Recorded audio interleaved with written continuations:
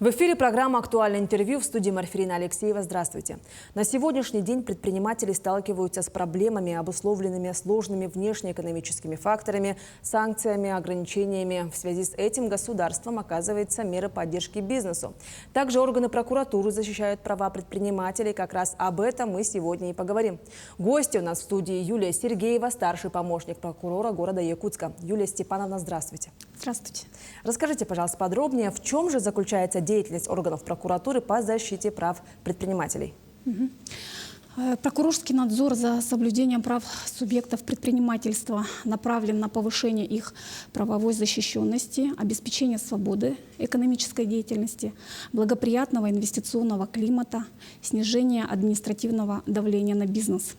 Работа прокуроров на этом направлении подчинена решению поставленных главой государства задач по созданию благоприятных условий для ведения предпринимательской деятельности. Какие нарушения выявляются на данном направлении? Безусловным приоритетным направлением прокурорского надзора является обеспечение законности нормативной базы в этой сфере. Так, надзорное сопровождение правотворческой деятельности органов местного самоуправления позволило привести в соответствие с законом более 50 нормативных правовых актов, из которых исключены обременительные обязанности, избыточные требования и другие дефекты правового регулирования. К примеру, совместной проверкой прокуратуры города Якутска и прокуратуры Республики Саха-Якутия по обращению индивидуального предпринимателя установлено, что органам местного самоуправления неоднократно отказывались в установке и размещении информационной вывески. Так, от него требовалось получение согласия у всех собственников многоквартирного дома, в котором он собирался разместить информационную вывеску. При этом административный регламент, регламентирующий порядок прохождения такого согласования, не определял, каким образом должно быть оформлено согласие собственника. То есть это согласие всех жильцов, проживающих в многоквартирном доме, или же это согласие, оформленное протоколом общего собрания собственников, то есть большинством голосов. Прокуратурой города Якутска на противоречащий акт прокуратурой был принесен протест.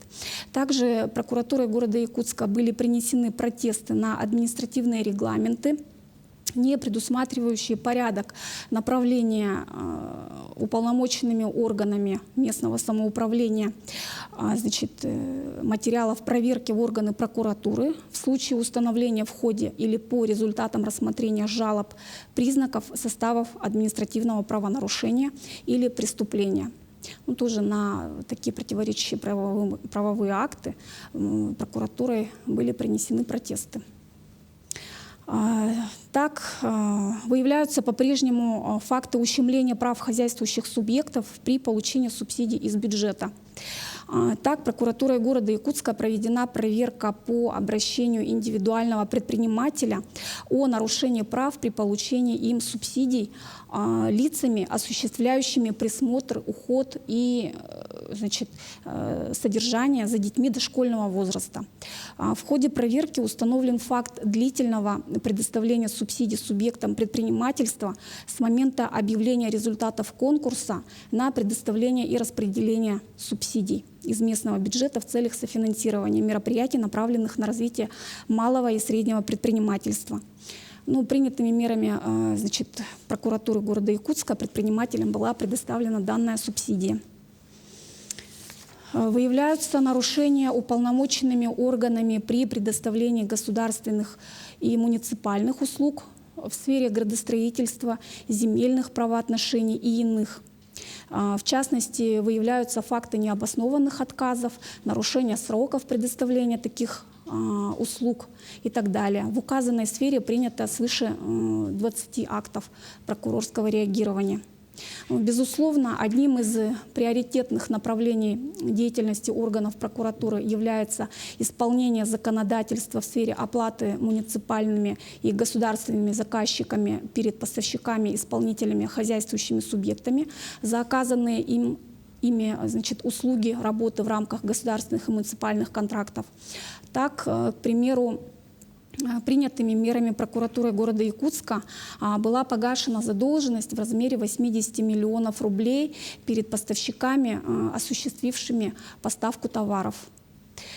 Вообще за несвоевременную оплату по контракту заказчик может быть привлечен к административной ответственности, предусмотренной частью 7 статьи 7.32 Кодекса об административных правонарушениях Российской Федерации, а также по части 1 статьи 7.32.5 Кодекса об административных правонарушениях Российской Федерации. То есть это во всех случаях нарушение сроков оплаты. А на что же больше всего жалуются сами предприниматели? Чаще всего предприниматели жалуются в сфере земельных правоотношений по факту отказов уполномоченных органов на их заявление о предоставлении им в аренду или в собственность земельных участков. Также поступают обращения в сфере градостроительства, поступают обращения в сфере оплаты, несвоевременной оплаты за оказанные ими работы, услуги, такого рода. Какие проверки проведены в целях защиты прав предпринимателей в сфере административной практики?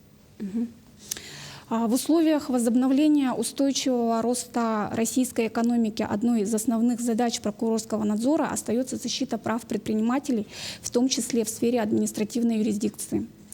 Федеральным законом от 26 марта 2022 года номер 70 о внесении изменений в Кодекс Российской Федерации об административных правонарушениях Российской Федерации максимальный размер административного штрафа, назначаемого субъектом малого и среднего предпринимательства и социально ориентированным некоммерческим организациям, приравнен к предельной санкции для индивидуального предпринимателя. То есть это статья 4.1.2 Кодекса об административных правонарушениях Российской Федерации. К примеру, прокуратурой города Якутска проведена проверка исполнения административной комиссией города Якутска требований административного законодательства при назначении наказания хозяйствующим субъектам. По результатам проверки вскрыты факты назначения наказания юридическим лицам без учета их отнесения к микропредприятиям, малым предприятиям, когда в силу части 1 статьи 4.1.2 Кодекса об административных правонарушениях Российской Федерации административные штрафы подлежат по наложению для них, как для должностных лиц, что значительно снижает размер штрафа.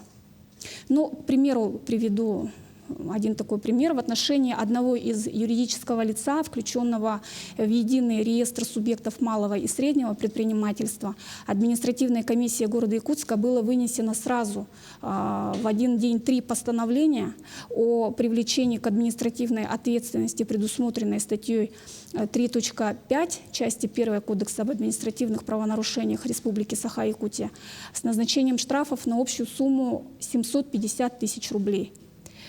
Без учета обстоятельств его отнесения к микропредприятиям, тогда как наказание в виде штрафа подлежало применению в пределах от 10 до 50 тысяч рублей за каждое нарушение.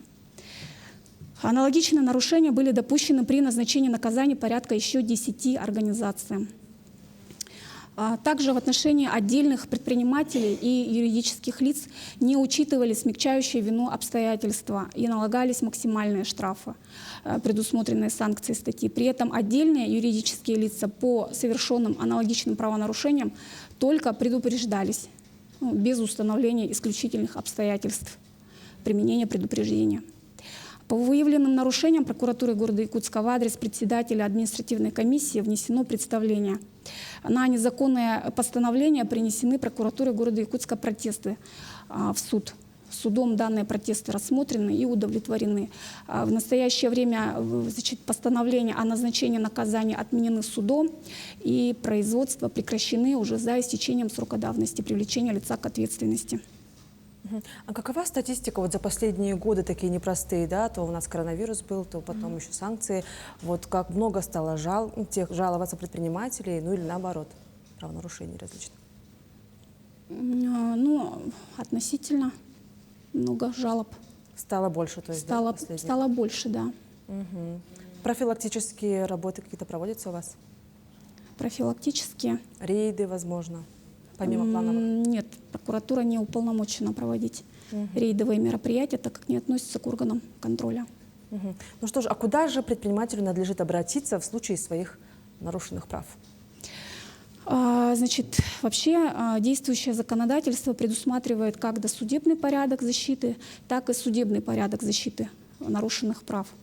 Значит, предприниматели в процессе хозяйственной деятельности повседневно контактируют с государством в лице органов исполнительной власти, контролирующих органов, также правоохранительных органов. Однако не во всех случаях результаты такого взаимодействия устраивают представителей бизнеса. И несогласие с действиями, бездействием указанных органов можно выразить в досудебном и судебном порядке, как я сказала. С вступлением в силу отдельных положений федерального закона от 31 июля 2020 года номер 248 ФЗ о государственном контроле, надзоре, муниципальном контроле в Российской Федерации с 1 января 2023 года действует обязательный досудебный порядок обжалования. Досудебный этап предусматривает возможность обжалования вышестоящему должностному лицу органа, принявшего решение, в специальный контролирующий орган или прокурору.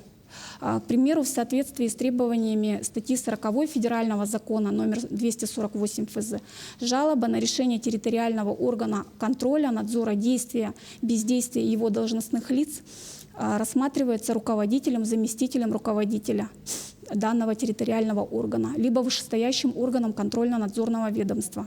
В свою очередь, жалоба на действие, бездействие руководителя, заместителя руководителя территориального органа рассматривается его вышестоящим органом.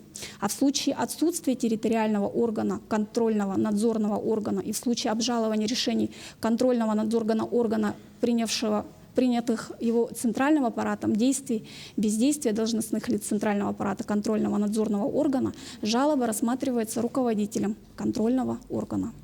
Срок подачи жалобы составляет 30 календарных дней со дня, когда контролируемое лицо узнало или должно было узнать о нарушении своих прав. Также положениями федерального закона от 27 июля 2010 года номер 210 об организации предоставления государственных и муниципальных услуг предусмотрен механизм обжалования при предоставлении государственных или муниципальных услуг, в том числе субъектами предпринимательской деятельности. Основания для подачи жалобы в органы, представляющие государственную или муниципальную услугу, многофункциональный центр, орган государственной власти, орган местного самоуправления, являющийся учредителем многофункционального центра, уполномоченному многофункционального центра, регламентированы статьей Федерального закона 210. ФЗ, статью 11.1. Кроме того, любое решение органа власти или контрольно-надзорного органа возможно обжаловать в органы прокуратуры. Непосредственно нам, в орган прокуратуры. Ну что ж, Юлия Степановна, спасибо вам за полезную информацию. А я напомню, что в эфире была программа «Актуальное интервью». Оставайтесь с нами.